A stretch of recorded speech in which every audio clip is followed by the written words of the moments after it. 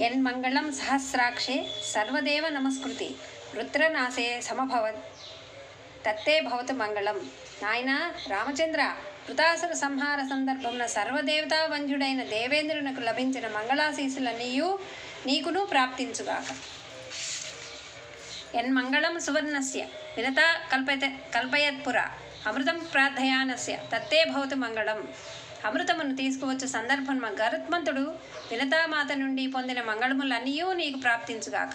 అమృతోత్పాదనే దైత్యాన్ ఘృతో వజ్రధరస్య యత్ అతిథిర్మంగళం ప్రాధాత్ తత్తే భవతు మంగళం. అమృతమును లభించుటకై దైత్యులను హతమార్చిన మహేంద్రునకు అతిథి ప్రసాదించిన సమస్త మంగళములను నీకు అప్పుగాక.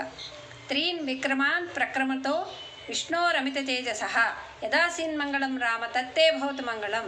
కుమార శ్రీరామ, 3 అడుగులతో భూమ్యాకాశములను ఆక్రమించి బలిచక్రవర్తిని సుతలలోకమునకు అధిపతిని చేసిన మహా తేజస్వియకు శ్రీ మహావిష్ణువునకు అప్పిన శుభములనియూ నీకు లభించుగాక. ఋతవస్సాగర ద్వీప వేదా లోకా దిశశ్చతే మంగళాని మహాబాహో దిశంతు తవ సర్వదా. ఓ మహాబాహు, ఋతువులు, సాగరములు, ద్వీపములు, వేదములు, సమస్త లోకములు, 10 దిశలు ఇవి అన్నీయూ నీకు శుభ పరంపరములను ప్రసాదించుగాక. ఇది పుత్రస్య శేషాంశ కృత్వా శిరసి భామిని గంధశ్చాపి సమాలభ్య రామమాయత లోచన. విశాలనేత్రేణ కౌసల్యాదేవి శ్రీరాముని ఇట్లా ఆశీర్వదించి శిరమున మంత్రాక్షతలు ఉంచెను.